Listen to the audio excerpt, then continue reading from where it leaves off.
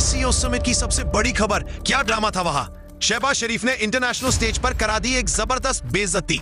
हाँ, बिल्कुल सही सुना आपने। एससीओ समिट में पाकिस्तान की बड़ी बेइज्जती। शी जिनपिंग, उनकी पत्नी, यहां पर आपको दिखाई दे रहे पुतिन, और ये है प्राइम मिनिस्टर मोदी, और यहां पर एक्सट्रीम ऑन दिस साइड, ये देखे, ये है शहबाज शरीफ। मेरे पाकिस्तानियों, दिल खून के आंसू रो रहा है। और कॉर्नर में है जाहिर है मोदी जी की तरह। यार हम लोगों को ऐसी आदत नहीं है कि हमें हर वक्त जो है ना सेंटर ऑफ स्टेज या सेंटर में ही रहना है, हमें हर वक्त जो है ना वो लाइमलाइट में रहना है। हम बहुत सीधे साधे लोग हैं। हमें अगर कोने में भी कोई खड़ा करता है तो हम कहते हैं ठीक है कोई बात नहीं, हमें यहाँ पे फोटो में आना चाहिए, बस कोने में है तो कोई बात नहीं। शंघाई कोऑपरेशन की बात करेंगे 2025 तो दो प्राइम मिनिस्टर्स जिनके टसल बहुत ज्यादा नजर आती है। एक तरफ पीएम नरेंद्र मोदी नजर आ रहे हैं, दूसरी तरफ शहबाज शरीफ नजर आ रही है। मोदी जी से तो सब लीडर्स मिले, तालियां भी बजती रही, पर शहबाज शरीफ थोड़े लोनली लग रहे थे। लगता है एससीओ समिट में इनविजिबल मैन का नया रिकॉर्ड बन रहा है।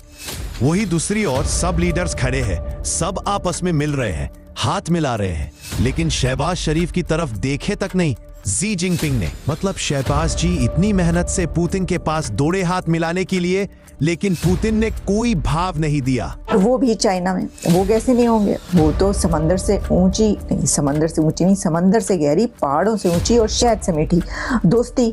वहां पर वो तो जाते आते ही रहते हैं। मिनिस्टर्स के बीच मुसाफा होगा, यानी कि हैंडशेक होगा, शेक हैंड होगा, तो ऐसी कोई सिचुएशन आप भूल जाएं, ऐसा कुछ नहीं होने वाला। इनसे अभी तक मुलाकात तक नहीं की है शी जिनपिंग। लेकिन क्या करूं, खामोश नहीं रहा जाता। मियां साहब क्या फरमा रहे थे कि जी ना भी हम मांगने जाएं तो दुनिया हमें क्या समझती है, भिखारी समझती। तो शहबाज शरीफ की तस्वीर इस वक्त कशकोल की चीन में भी सोशल मीडिया पर वायरल हो रही है।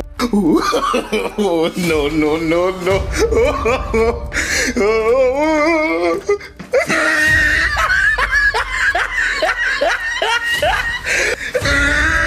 सीधी सी बात कर रहा हूँ ब्लंटली कि पैसे की पावर होती है तो उसके अंदर आप कुछ भी मनवा सकते हो सामने वाली कंट्री से। एक इंडिया जा रहा है, वो जाकर किसी के साथ कोई $बिलियन में डील करेगा। पाकिस्तान जो है वो जाकर कर्जा मांगेगा। तो मुझे बताएं कि दोनों की रिस्पेक्ट कैसे बराबर हो सकती है? ठीक है, ये 6 दिन के दौरे पर हैं, इनके मुल्क में फ्लड आ रहा है। शहबाज शरीफ इज लुकिंग वेस्ट। वक्त फ्लड की हालत है, हजारों लोग बेघर हो गए, बल्कि लाखों लोग बेघर हो गए हैं। कई लोगों की जानें चली गई हैं और हमारे प्राइम मिनिस्टर साहब जो हैं वो 6 दिन के विजिट पर चाइना में मौजूद हैं। कुछ नहीं होना, इसी चक्की में पिसना है हमने, आपने, और यूं ही हम चीखते चलाते रहेंगे। इनको फर्क नहीं पड़ेगा। क्यों?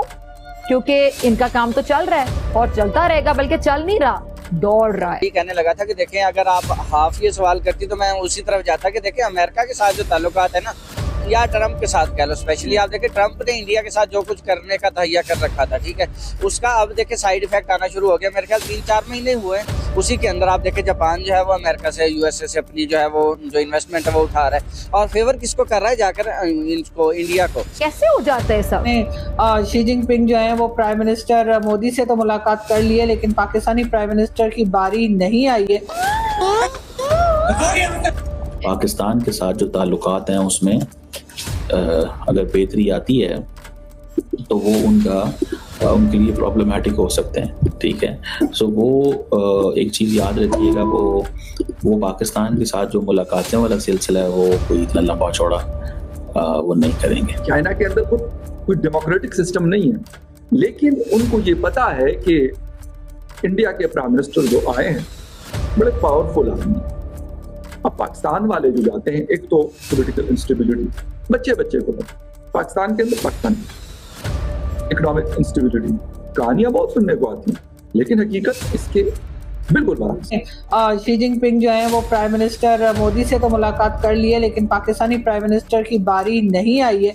उनके लिए मैं ये बता दूं कि पाकिस्तान की तरफ से ये कहा जा रहा है कि जी मुलाकात हो जाएगी। और वैसे भी शहबाज शरीफ साहब जो हैं वो कोई 1-2 दिन के लिए तो गए नहीं हैं। शहबाज शरीफ साहब तकरीबन 6 दिन के विजिट पर हैं, और ये 6 दिन का विजिट जो है चाइना का ऐसे वक्त में किया जा रहा है जिस वक्त के पाकिस्तान में ना सिर्फ ये कि फ्लड वाली हालत है और एक तरह से लोग बहुत ज़्यादा परेशान हैं, और हर तरफ से यही सोचा जा रहा है कि तमाम जगह पे कहीं भी कोई जाए, कोई प्राइम मिनिस्टर जाए, जैसे हमने देखा कि जब पहलगाम का वाकया हुआ था तो या पहलगाम का अटैक चला था, तो उस वक्त जो है वो नरेंद्र मोदी जी जो है वो सऊदी अरब के विजिट पर थे और वो अपने उस विजिट को कम करके उसमें से दिन जो है उन्होंने कम कर दिए थे और वो वापस भारत पहुंच गए थे।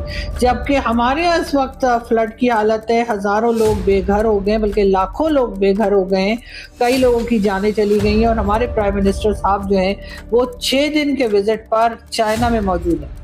प्राइम मिनिस्टर मोदी के साथ उनकी खैर मुलाकात मुझे तो नहीं लगता कि होगी और शायद अभी भारत इस मूड में भी नहीं है कि मुलाकात की जाए।